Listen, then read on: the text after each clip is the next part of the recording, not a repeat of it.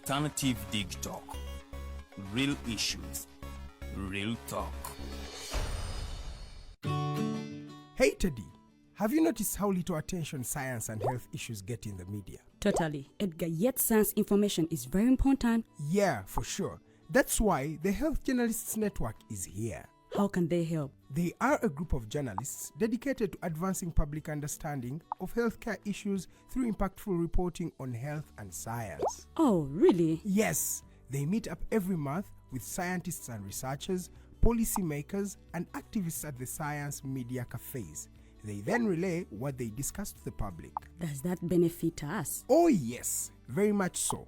This helps with health and science literacy for a healthy Ugandan society. Okay. I love getting informed about science and health issues. Health information makes all the difference between life and death. I'll look them up and engage them. That's great. They are based all over the country. Oh, okay. That's interesting, and they should be making real impact. They are empowering health communities through journalism. Journalists can save lives just like doctors.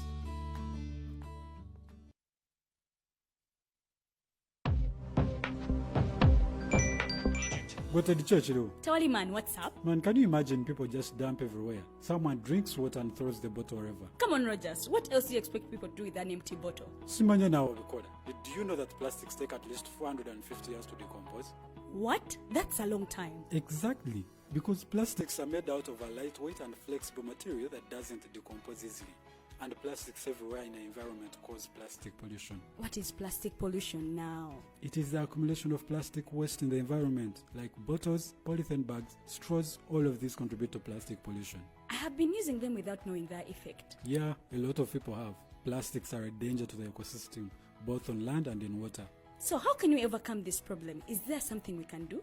Oh yes, we can reduce by minimizing the use of plastics, reuse by repurposing them, or recycle by collecting and processing them into new products. Everyone wants to change the world, but no one wants to change themselves for the world. How about we change our habits for the world? And it starts with me and you. This message is brought to you by Alternative Digitalk.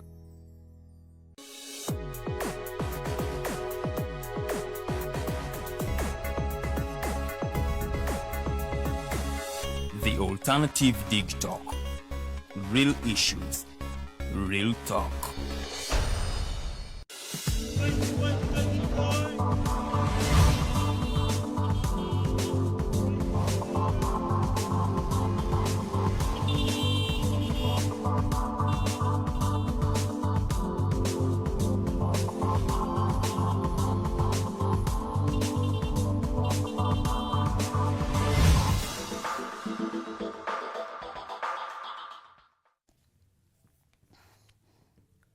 Tukulike yomkhumula mkhoto batuyingite ekitundu kyaffe ekyokubiri program The Mighty Drive. I am Farida, and in studios I have Mr. Norman Tumuhimbise. We are digging deeper mu nsonga ezigenda maaso mu ggwanga naddala ezo zetumumanyimu nti azinamuko obukugu asobola okuba nga ate okitanga wano ng'ogamba njigiriza abantu bwe nkumbi terimba ebyo sibimanyi mbale manyi wakizuula nti erimba mbwasimanga mbate balime mwanye sibimanyi ebyo era ekitiibwa abalina expertise mwebyo that's my expertise. So my expertise is different. That is the reason why when we invite you here in studios, it is issues of politics, issues of intelligence. Speaker matandika nekifananyi kya Butya kati export beef. Mbona tandika ne kiremo. Nalaba ekifananyi ky'eggi kati nafamu yenkoko. That's my expertise. It is or you just don't want to lie to people. You're too realistic. So watumulidde, I had told you that tugenda kubanga tutunulira ensonga za Dr. Kizza Besigye.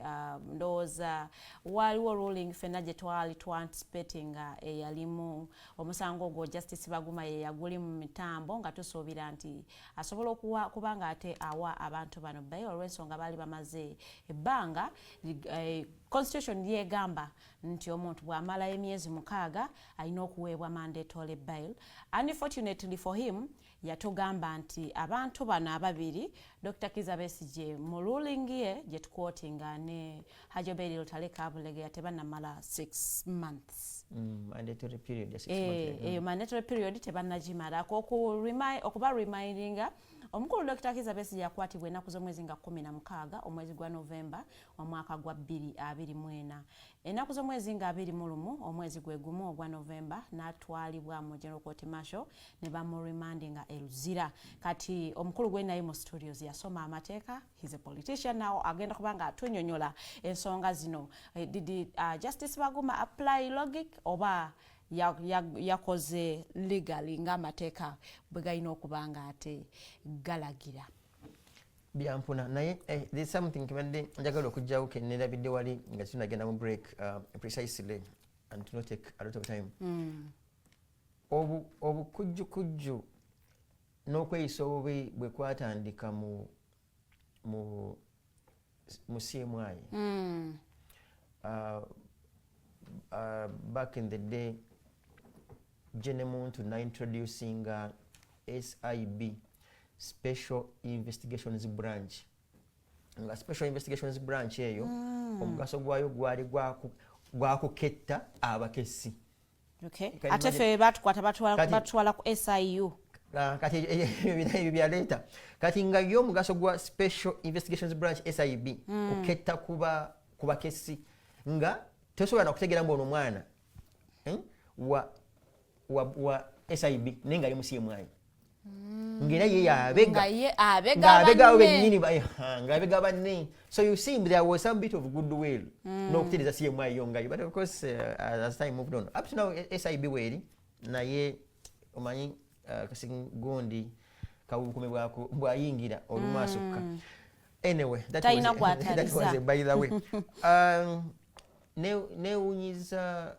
Newunya back in the day when that such ruling Justice Baguma and against application ya Dr. Besigye ne Rutale. Badde nga ngamba abantu nti Katonda tuyambako kukola nti bantu tuli mikwano gy'abantu abamu abamanyi. Era I will not fail to mention the likes of Kanyihamba and others. Neera naawe bwobanga obwongo tewabulyaza amaanya. Ffenna tumanyi nti law and logic are identical twins. Baluganda balina kubeera balongo. Law and logic. Era kummwe abasoma Bible era ne mugikkiririzaamu. Yali Solomon, King Solomon.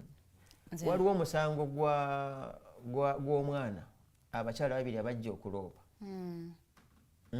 Omuntu agamba wange ninga omu ku bo yebakidde owe n'afa ne bamuleetera omulamu n'omufunga balina omulambo n'omwana omulamu n'abatunira bombi buli omu n'awa submissions ze. Omukyala omu n'agamba kale yema temumumpa tumusalemu buli omu atwaleko ekitundu buli omu amufiirwe.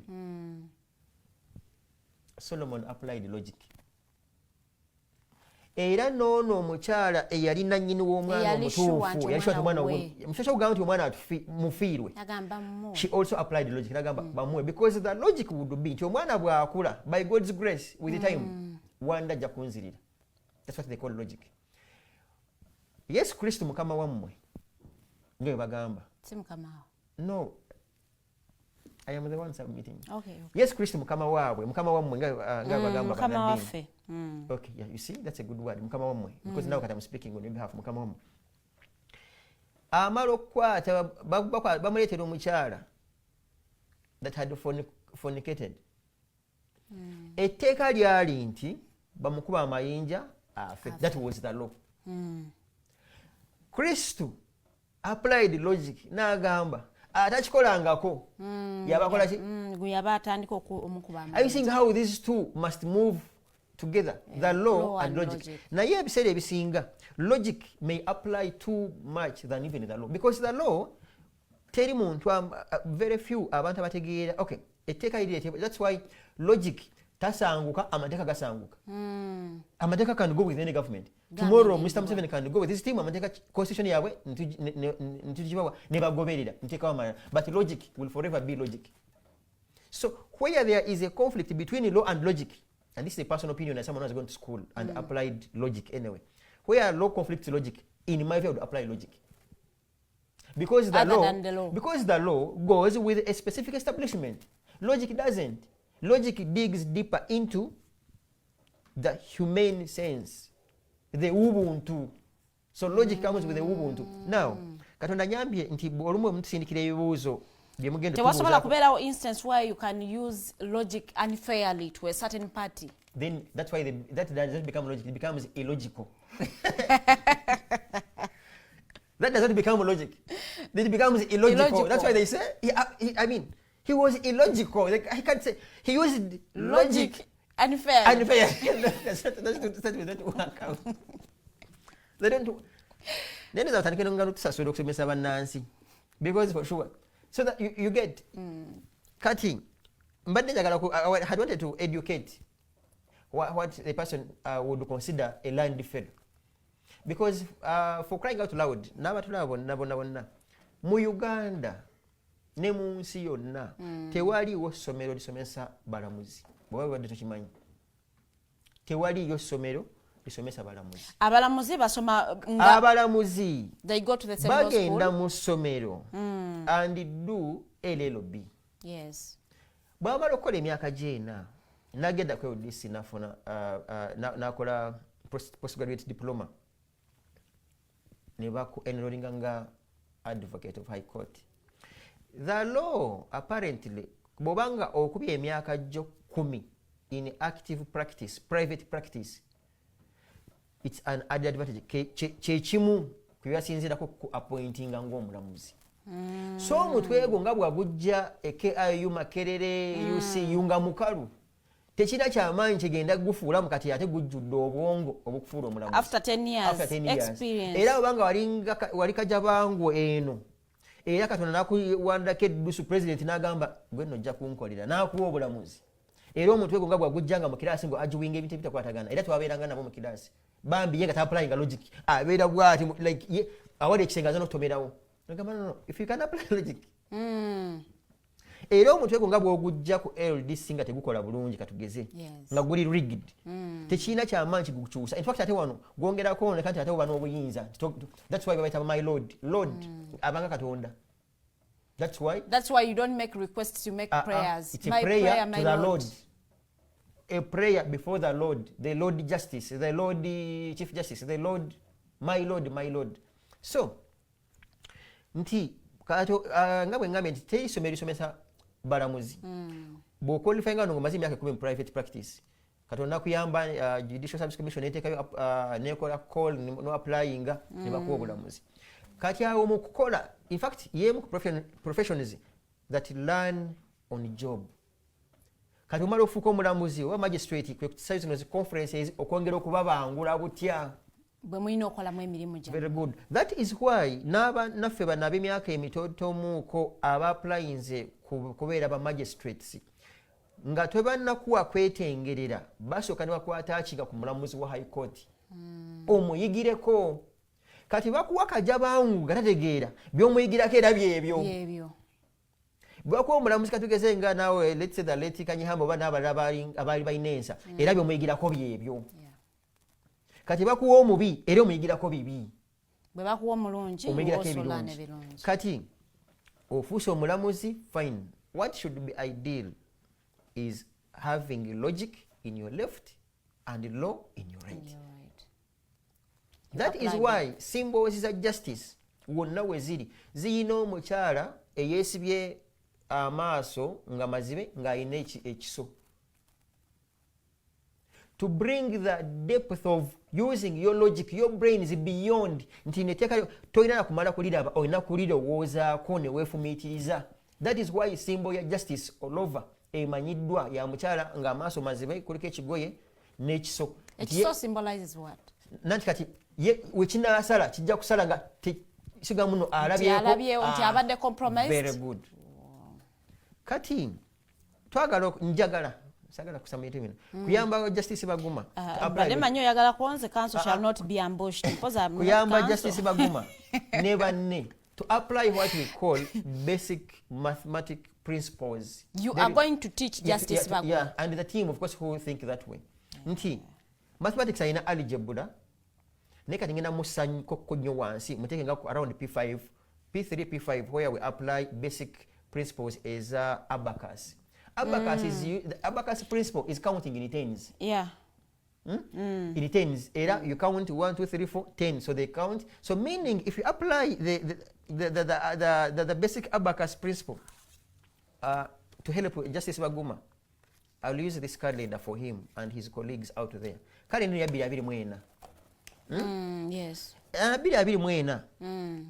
I don't want to apply if because it is true. Dr. Besigye was arrested nga 16 on a Saturday. Yes. Bili mwena. N'aleetebwa mu court martial days later. Abili mulumu. It was a Thursday. The logic applies nti Dr. Besigye okukwatibwa Kenya tiyakwatibwa Kenya Police. Kenya Police yakwatibwa ba scout. Yakwatibwa agency eya Uganda. Chitofu. How you apply logic?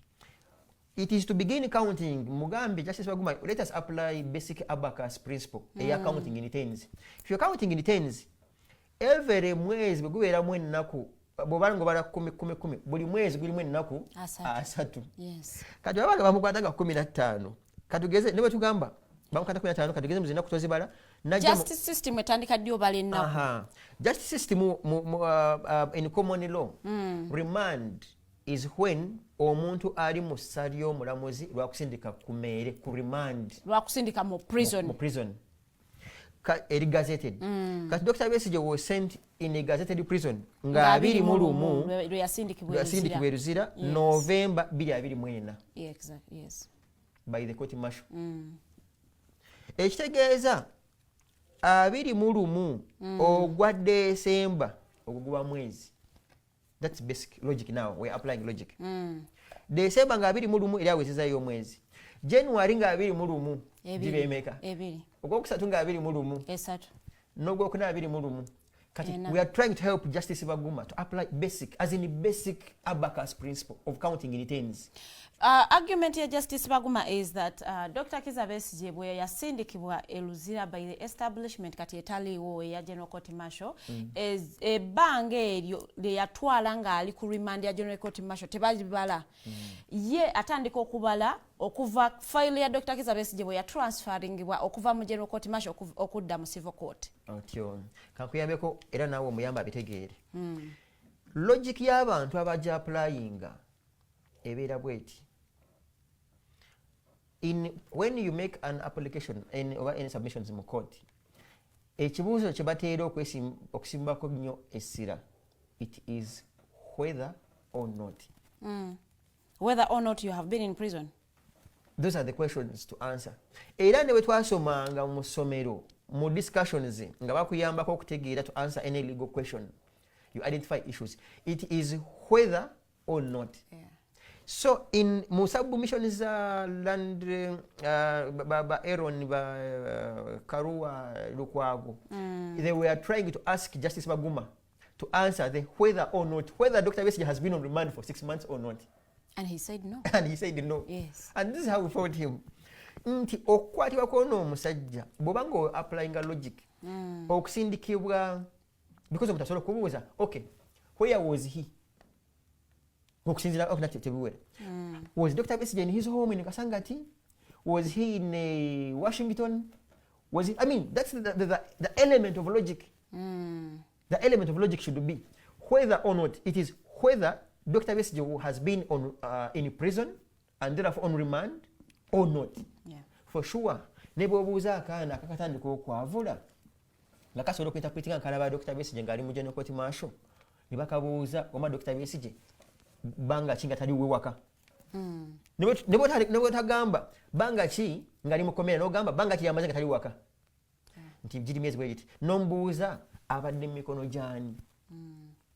Ja baskautu oba ja institution established by government, because the court martial itself, which though illegally, in fact kumutaina logic nekyo kyennyini ekyokuba nti Dr. Besigye bamu kidnapping just abducted from Kenya itself, that alone if you apply logic it kills the entire case.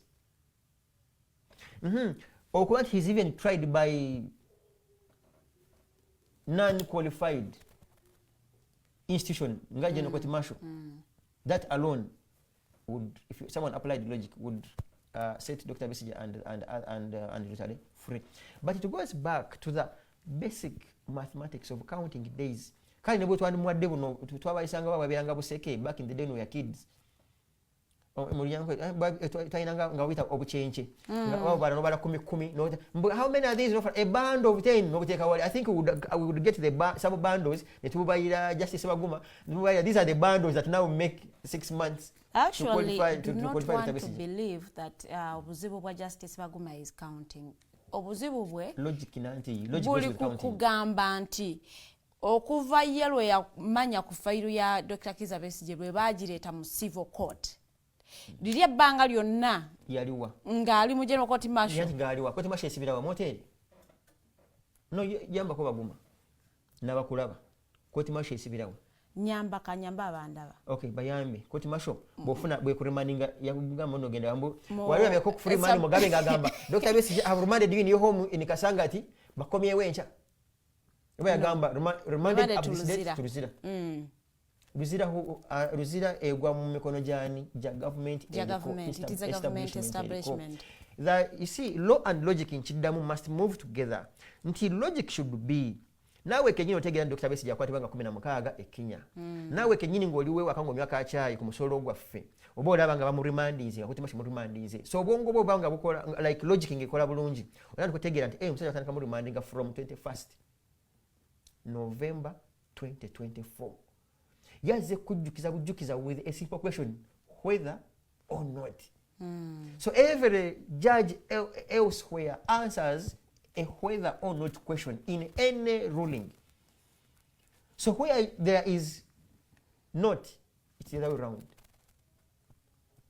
Whether Dr. Besigye has been on remand for the past 6 months. Katugeno gamba, so one asks, okay, where has he been for that period? I mean, like, this simple logic. I wish there was room, but of course they are our Lord. Like you can't ask them, okay, my Lord, would you mind sharing with the public where the Dr. Besigye has been? When a bag like, would he answer that question? Okay. I don't think Justice Baguma buvunanyizibwa bwe to find out where the accused has been for the period he does not accept nti abadde mu ko Luganda. No, simulina ko Luganda. Banga nawe sobizo ziraba. Maybe you got to go now, maybe your sister wabagum. Because like we are trying to apply basic away from Justice Baguma's ruling, the accused persons basazeewo ne bagamba nti they are not going to appear before Justice Baguma anymore because bo bagamba nti tali kubeera fair mu musango gwabwe. Kino kibalekawa nga bo abali mu kunoonya justice. Nanti ekisooka kya byananze for me it's a plus to Dr. Besigye nti kyasalawo abagenda kikola. Yabagamba sigenda kulya mmere paka nga bantute mu kooti era ne mutwalayo. Kati kiringa kubanga oli mulwadde n'oyira oluvuubumo naye nga nawe kennyini olaba dokita alina engeri gy'abuguutana buli gwakwatako yafa n'akwesibako n'ogamba sebo nti togenda kunnongoosa n'agamba nze mumundeetere nze mubaage tulabe oba anaafa osobola okwewaayo kugezesa mbeerayo katugeze tomanya. So what you would rather do kulemera kukwata nabangana nemugamba sigenda kulabika omusawo oyo abeka balira balongoosa oba wandike nga ye bweyandisuubidde bweyandiyagadde okulongoosa because kati Baguma byali mu kukola talinawo bantu balina kulongoosa omulwadde aliiri eri yali mu kumulongoosa alina busensha applying some bit of AI to it. So Justice Baguma is applying some bit of AI to operate a patient who has refused to appear before him because of the incompetence. Because you saw Gambia nedda ne president yabaddewo kasajjala kabadde akatonotono kali tukuwadde katanye ebbwa lyatanye with that bail application. So how do I subject the entire sickness eneneko nga wano operation akatono ennyo kakutanyeeko?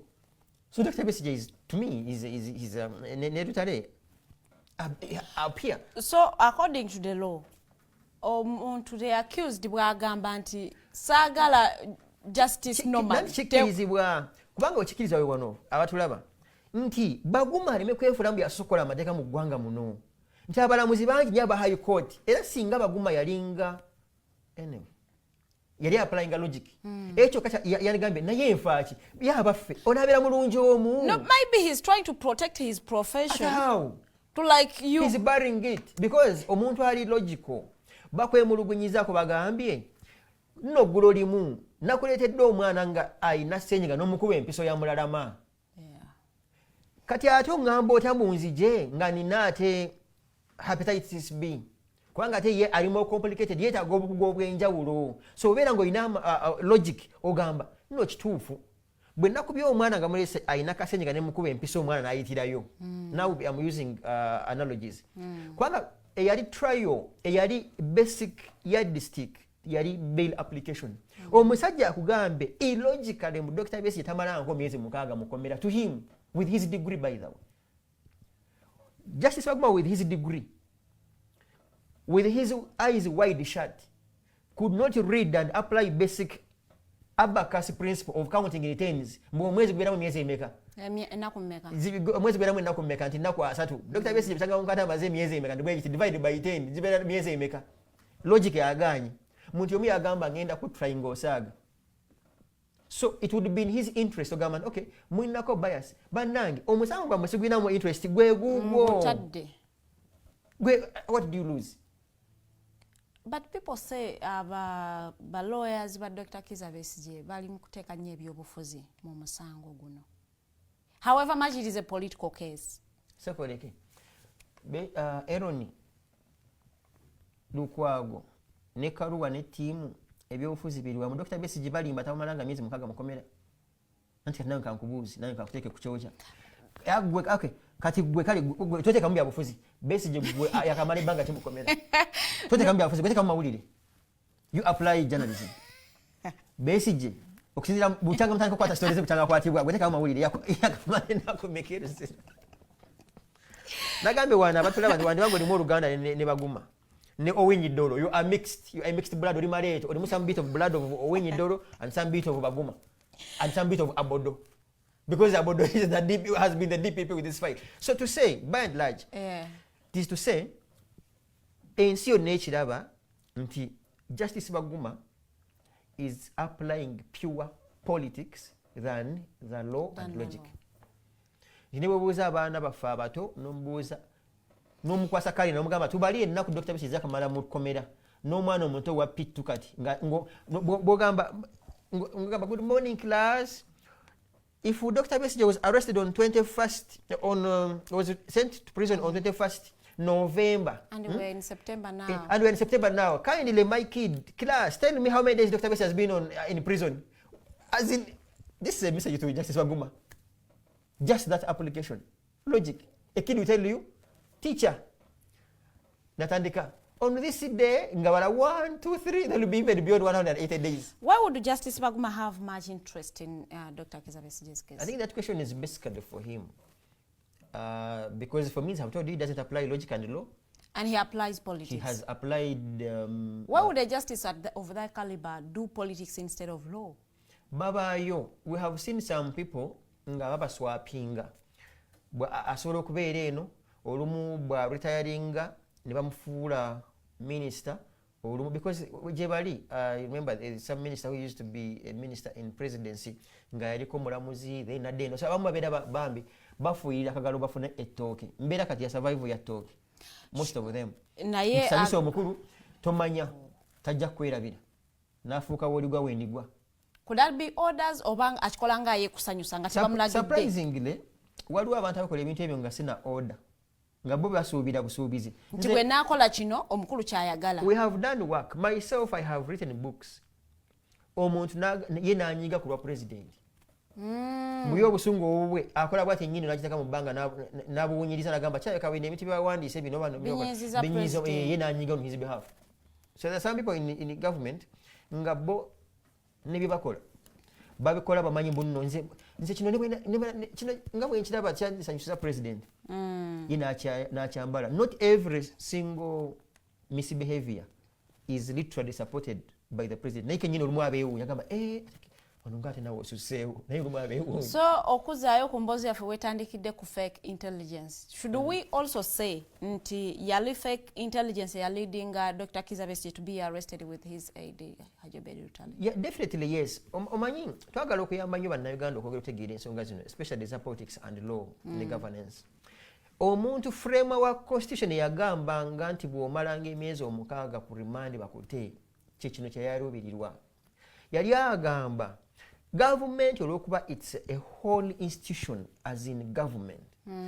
Bwebanga esobodde okukwata teyina excuse n'emu okutwala ebbanga lya myezi 6 okubanga tennanoonyereza musango gwo. Ne bassawo embeera nti kati kaŋŋume nanti munjodde kaŋŋumiikirize emyezi 6. Luliba olwo ne munta nga temuninaako bujulizi. Kati omuntu amaze okumala ebbanga era you would even see there are so many cases bagamba mbu investigations are underway. It's a whole institution that is funded by our money to do their work. So why would it even take that long ku muntu gwe muvunaana okwagala okuta president katugeze mwandibadde muyina obwangu obwenjawulo okuleeta obujulizi obumala ne mumuyoola ne mugamba shia bubuno naye bali munkweka nkukwekule. Ku nsonga y'aba justice nga njagala okugivaako omukyala abadde DPP Justice Abodo right now yalondeddwa. She's now the principal judge. We want to understand, what do you think informed the president's decision to appoint Abodo as the principal judge at this critical moment? There are some fellows in this country that you sympathize with, and either they are captured or they captured themselves, or they have considered to have their eyes wide shut. That's one of the strongest statements I can ever say or apply. Nti, that lady, of course, first of all, to congratulate her. Alimega muno simwagaliza kwanga omulimu ne bwesandi mwagaliza tebasobola kugumpa. So it's to congratulate Justice Abodo, but also to bear in mind with her record.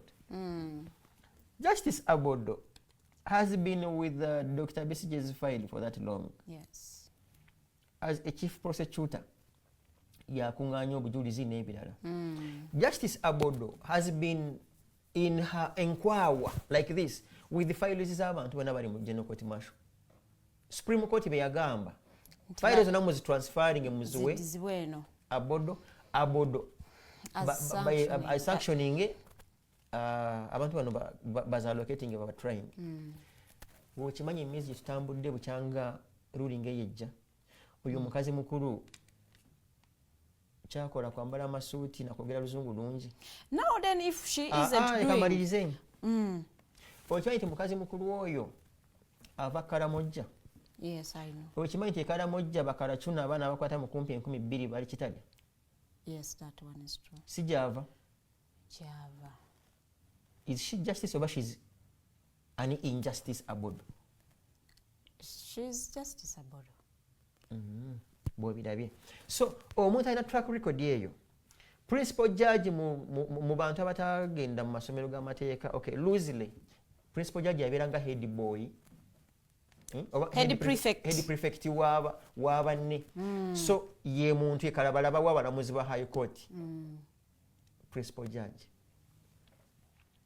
Kati principal judge yalemeddwa okwanguya expeditiously file z'abana abantu bonna kali yandiplayinze tribal card n'agamba nange bakalacuna gereki bave Karamojja bannange bakaramojja bannange kale kambanguye. Waliwo asinga omutima omubi omuntu oyo. Abaana ate bayiza abantu abamu tebalina tukwata bubi. Nze siyina buzibu na gavumenti kukwata abantu.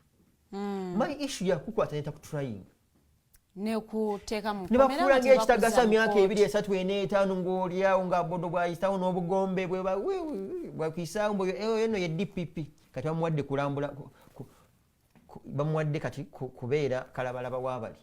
Olaba yabadde abituulidde anajjawa moral authority egamba muno omulamuzi file zino ziruddewo. She doesn't have the moral authority. As simple as that.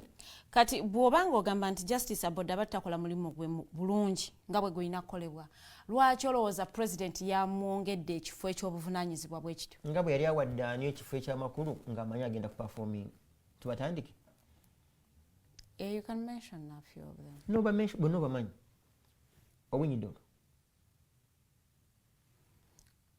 What hasn't Owinyi-Dolo done that he's meant to do?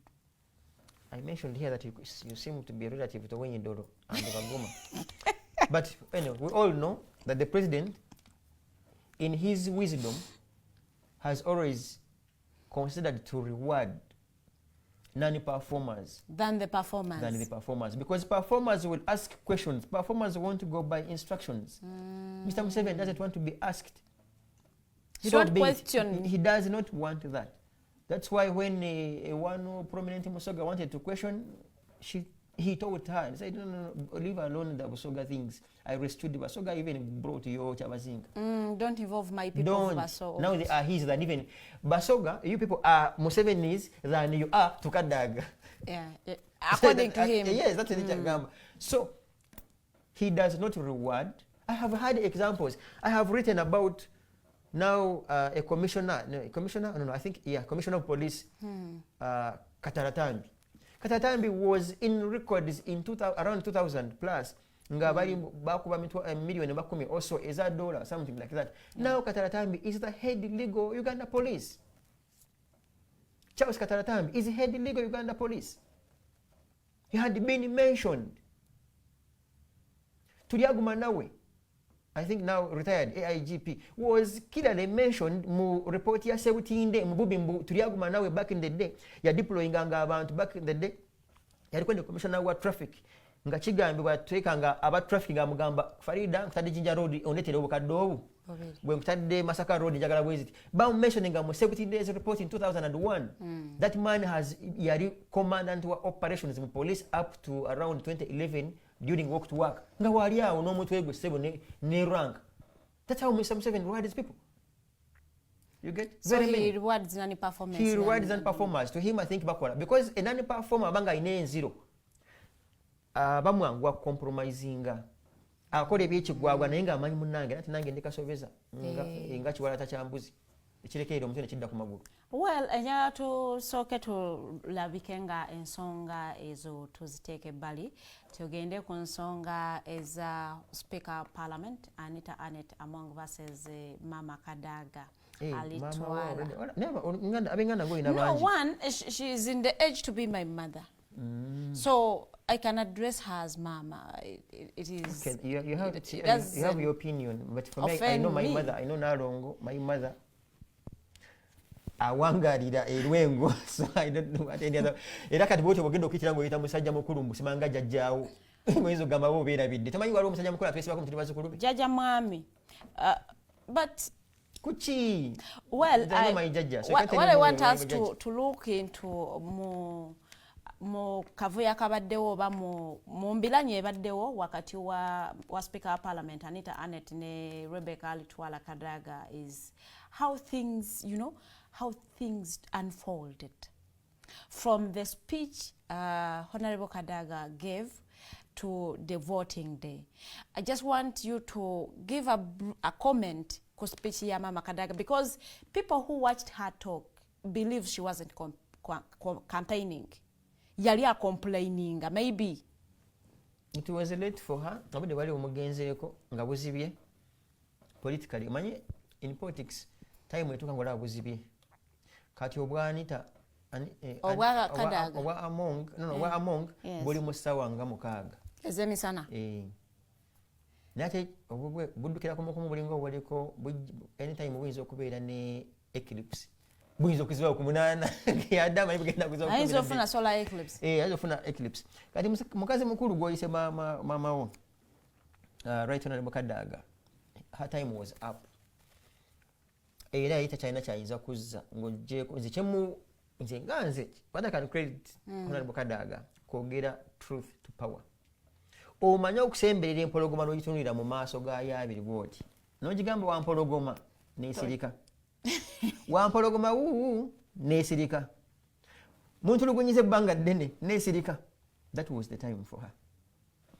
Naye for me what I learned era kyengezako okusomesa bannaffe abatusooseeyo mu bukulembeze buno nti bw'olaba enyiike Right Honorable Kadaga gyeyina nyiike yeemu gye ndaba mu Ssekikubo ey'okweraliikirira obulamu buli bwe baagaana okuteekateekera, because omuntu akubamu akafaananyi ng'abadde mu konvoyi, mafuta ga bwereere, mediko ya bwereere, trips za bwereere, tebamusaakina ku airport VIP passport, bambi naakubamu akafaananyi k'obulamu buno nga bino abitadde nga tebujja kusoboka. There's nothing big because bw'olaba Kadaga at her age n'amaanyi, of course ffenna tukiraba nti naye siga ayina agali awo ag'amaanyi, lwaki wandyagadde okukayanira akafu? In most cases bati bakayanira mbuno baagala nnyo okusavinga eggwanga, bakayanira bino ebintu ebijja ebintu ebijjirako n'ekifo ekyo, teri kirala ky'amaanyi bakayanira, kayanira bintu bijjira ku kifo ekyo n'obweraliikirivu bwa buno obulamu obuli beyond ekifo ekyo, obwokuba nti okeera ku makya mu supermarket nga biri oli kuzizo. So literally she's not complaining, she wanted to serve the people, but really. It was selfish. Very few of them do. Most of them complain and cry because olwabino bye bafiiriddwa bagenda okufiirwa. Right honorable president ofunira woyagalira, if you are a member of SEC, you know, allowance. But she had the chance to become the member of SEC if she had stepped down for the ebimba baddinga byogera naye nga you may not ascertain oba ajja kituukiriza kubanga bwakwefuulira n'okoloocha n'omukuba. Nobody said publicly, I am for a win-win, I am not for a win-lose. Did you yali promises ekintu n'atakibawa ne mumukaliga era atambula kunnumba, not once or twice. The president has publicly said and promised to us that he's going to curb corruption. Bwe mulemye tumukoze eki era tuyisengako awo bwajja ekkololo bwa like Janamulema, because arrests are still going on. Tutandikidde ku Justice Baguma some of the cases in corruption scandals. So he's still fighting. The fight is still on. I wish you good luck with the fight. Ngagwe. The one fighting. Kati gwe mukutegeeza bannayuganda mugwe ageekola mukulu Museveni obutala alukutti alutambuza nga gwera bagambe banategere muno ebigambo bino si bya mugenyi gw'okyaziza byamuweereza nti omuweereza bw'abeera awo n'alaba engeri Uganda bw'etambula alaba ng'enguzi mukulu Museveni alina wagituusizza okugirwanyisa era bagambe nti bino ebigambo nga gwankyazizza ne mu bukugu bwonna munnamawulire ogenza okulaba nga alipoota gy'olina ku mmeeza enguzi ye mukulu Museveni agitwala kamera ziizo naye nze nga bwe ndaba kyanjawulo. Well, I am saying that the president hasn't given up on corruption, fighting corruption. He's still putting in effort to see that corruption. Would you consider omuntu akwata Nawolovu, Kinawolovu, n'agamba ne basimbula Chita naye n'asimbula Kinawolovu n'agamba nze kambabuulire mwe mugume kino Kinawolovu kigenda kukwata eno Chita nammwe ne mukuba engalo ku mwembi abawadde Kinawolovu mukigenda kugoba Chita kigikwate ne nammwe abakkiriza anaabeerako ekizibu. Both. Tugende mu maaso kati mukugoba enguzi mukulu Museveni akwata Kinawolovu agamba kigobe eki kigobe empologoma ate mwe muli mu kusaka kyekyo Kinawolovu kijja kikwata like seriously, who does that in this world? But if you we look at, what do you make of Kadaga's laws? I think for me, and this shouldn't sound like a very, very any other young person in politics and governance can predict. Kadaga's political demise appeared then. Era akalulu akajja next year talina wagenda kubeera mu rushafu agenda okubeerawo mu May. Tetulinaawo we tumulaba ku cabinet wonna. You would call her an RIP, a political RIP, rest in peace, or retire in peace. So, bw'anaabeera awangadde, she's just going to be a political off-layer. Takyabiika. So agenda kusanga banne adde mu retirement because ne bwandibadde ggwe ku myaka ajja kuba mu 7 by next year. Yeah, she'll be 7. N'amaanyi, of course, nago katagayina. Okay, lots of things that come along. Bobango yaga, because next year cabinet agenda okubeerawo yakwongera nnyo kweyubula to prepare for either a transition or a succession, one of the two. Katusobola kwagala kubeera mu preparing for a succession oba transition noleeta emyaka begiwuubidde akawero era ye yawumudde ku olwo bamuwummuza kati agenda kufuuka twalyako bye twalya was forced retirement kati era Kadaga from that sick humiliation I want to tell her that Madam Kadaga you have now qualified to be a political player. Also in Uganda, you are now a twalyako bye twalya. Nothing much. No more, no less. Bye bamusayi muto ba Abba babala mu barugahara bagenda okuyagerera mu kintu kati ye time ye obudde obwe bwazibye politically. Okay, but when you look at Mpoza agenda kuba MP. Yes. Agenda kusigaza ku bwana basobodde okumalako ne campaigns n'okufuuka MP.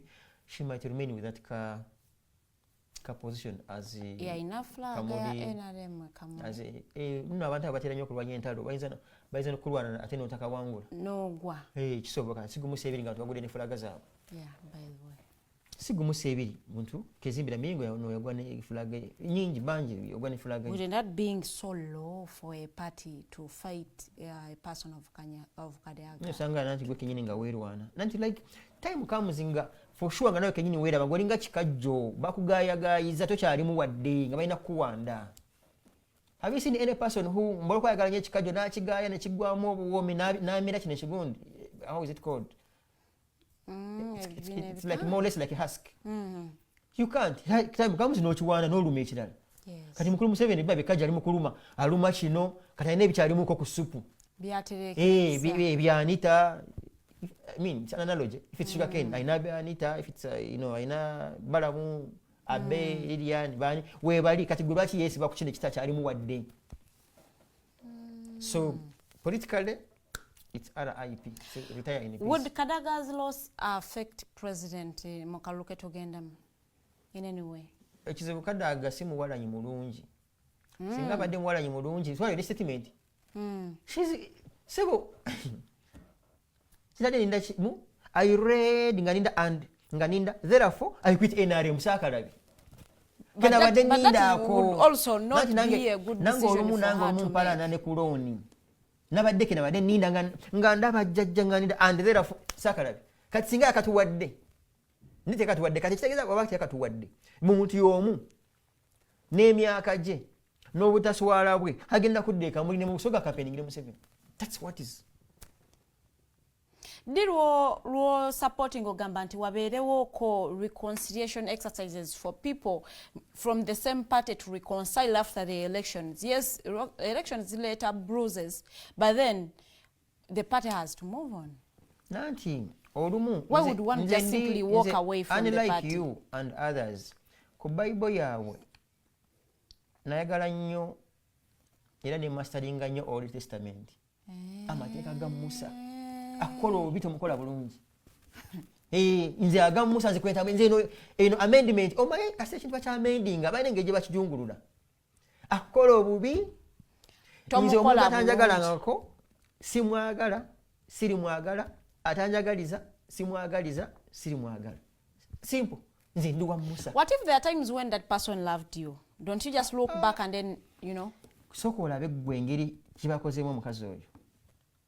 Tandike kuvadda kuva luli kubwa. But still one would say she was being selfish, like at her head. Nanti kati nze lwaki kati decide ndi nani badde side ye ngaddi bo bali batabadde because yakugamba lwaki bo bane fe byabwe ebimu by ring fencing because naye that sense of entitlement jikopa kuba no basajja bakulu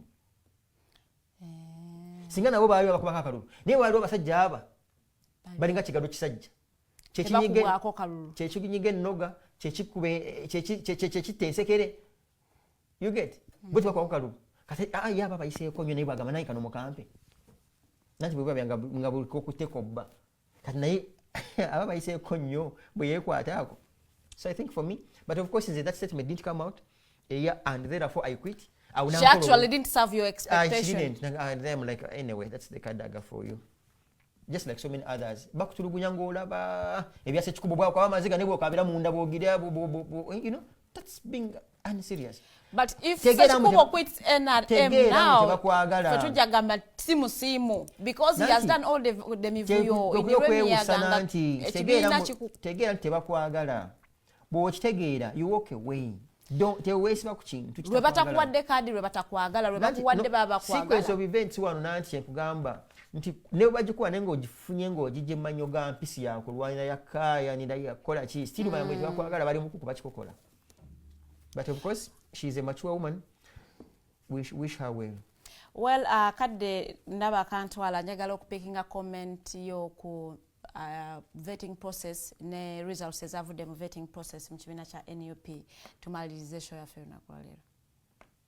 Abo nabo babagendeke wa bujingo. Besabire. Babasabire. Mayo olwotuka ekiseera nga n'essala tezikyakola. Nga weetagamu amanya ag'enjawulo. Nga weetaaga omuntu omulala okukusabira. Nga weetaaga amanya ag'enjawulo bakusabire. Bambi, first of all, nze omanyi at some point I always want to play, not to play, to always behave and be a good person. I congratulate Noop for having gone through the process. Naye nti betwagigambanga etandise obbiraba. They're coming to pass. Nti bibaawo nti batandise okuba ekikokola malabako n'emikono gyange. Kaberubale kabe katonda ngenda kwesibo nga bayita namunigina. Namunigina naye alabe ennaku oba yafaanana atya Abaganda bajja ekigambo ekyo kwesibo nga wa namunigina. Namunigina y'okujjanga nze nga sirina gwe nkutteko. So Katonda yandiyambye nnyo Noop nebeewadde flag. Kubanga era kijja kuswaza nnyo omuntu okwa flag. N'ogwa nayo. Kubanga era kisoboka. Yeah, true. Because tewali wave. Nti obutafaanana Mukulu Museveni alina byasuubiza ababeera bagudde. Kubanga Mukulu Museveni asobola okukwata bulola n'amugamba bw'onaaluuzinga flag oyadde obwa MP nja kuwa obwa RCC. Asobola okusuubiza omuntu onagamba nja kuwa obwa ambassador. Olumu abasuubiza n'obwa ambassador at large. Ne otaayaya mu Kampala muno by and large. Kati ekizibu kino kyeyina Bobi Wine talina kyasuubiza bali willing kuwaayo flag oba bakasungira nga flag balaba nga tebasaanidde nga bagitutte. Kati ekigenda okuva mu singa ba mismanaginga process yaabwe naddala nnyo ku bwa MP tugenda kubeera ne bayita independent Noop leaning eyo tiimu weeri tugenda kubeera ne tetwabimanya tubitegedde katugenze eri bannaffe abalala ate lwe babikola kiku affectinga mu area yonna yonna gy'obeeramu eyandibadde akuuma akalulu n'okuwa olugambo nti Museveni ali mukakwatamu agamba mbawakaaki kankwa kati omutima guli ogw'obumu gwagenda kwonooneka. So balina kulya kamanyi ng'akoza n'owebbwa nti bwe budde okutegeera maturity eri mu conflict resolution mu Noop than any other political party. Era tubalinze naddala nnyo kati ku bwa MP awo endulu egenda okuva. Kati awo balina kusala amagezi amangi okulaba nti bakola damage control. Nti nigwa batawadde kale aleme kudda mu kibiina kirala oba aleme kukubaani kubanga bw'akikola era osobola okufuna flag n'ogwa nayo. Bw'ofuna flag n'ogwa nayo kiba kiyamba dictator kubanga ye aba ayisaawo ababe. Ate in most cases n'omuntu ayiseewo nga independent nga flag mwagimulemesa aba tasobola kupenga allegiance kumwe yadde eri kibiina because mbate yadde yali Noop leaning. So by and large it is to say bakole nnyo okendeeza damage control. Short of that there is trouble ahead.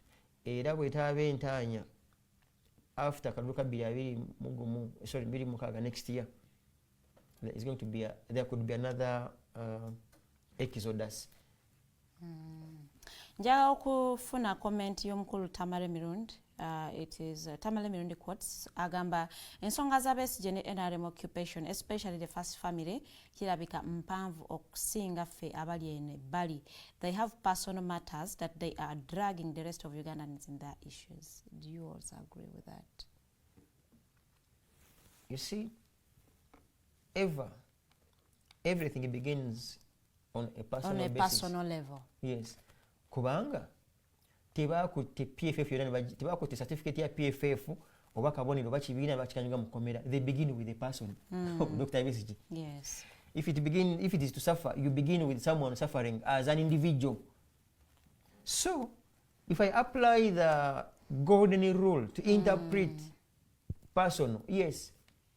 Because if I want this country to change, it begins with personal interest. Now, Kenyini, it's a personal interest to see Uganda change. It's a personal interest that when I go to hospital, I don't go there as a collective. I go there as an individual, as a person. If I don't find their medicine, I can't say, twabadde mu ddwaliro nga teri ddagala. Nabadde mu ddwaliro nga teri ddagala, because it was a person, not a collective. Yeah. So whether or not yenga akitwala the other way around, it begins with a personal interest. So wateekwa okubaawo personal issues And attachment. ezagoinga public.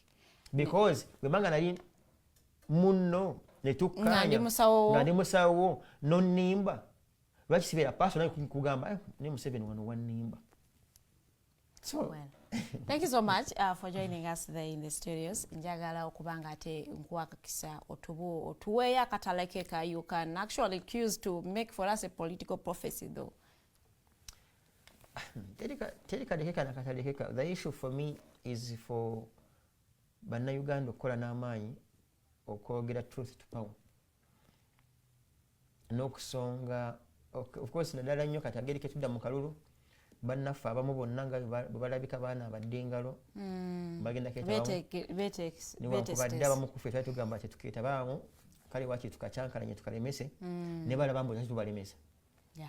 Bwe twabagamba akalulu tukalemese balaba nga tebo betulemesa katubalese bataayaye nga bwe baagala bakeetabemu.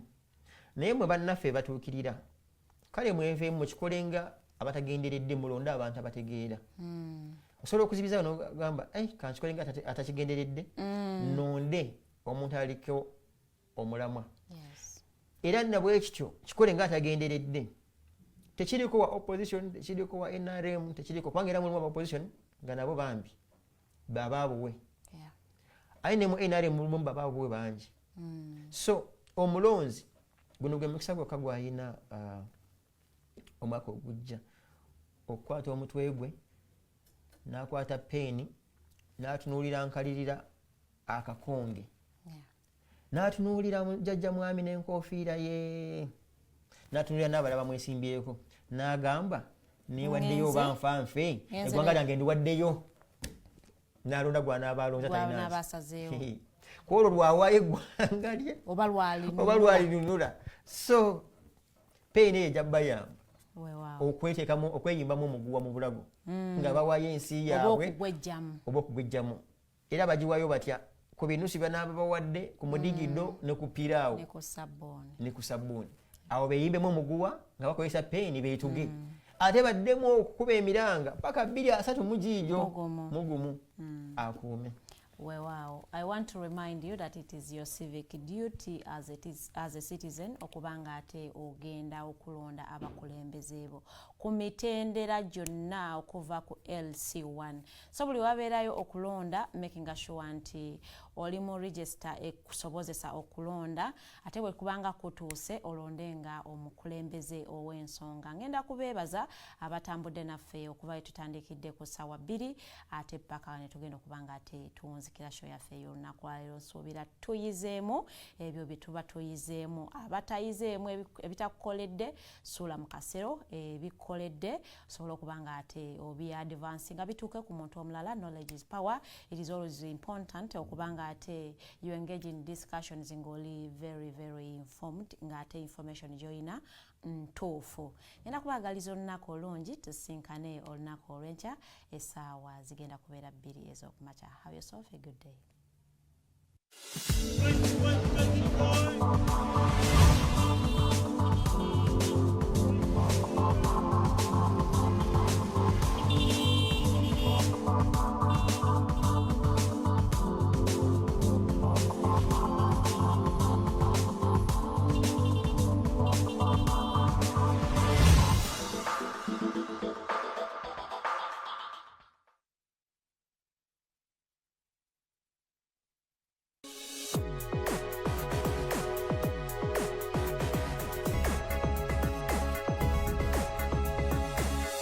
The Alternative Dig Talk. Real issues, real talk.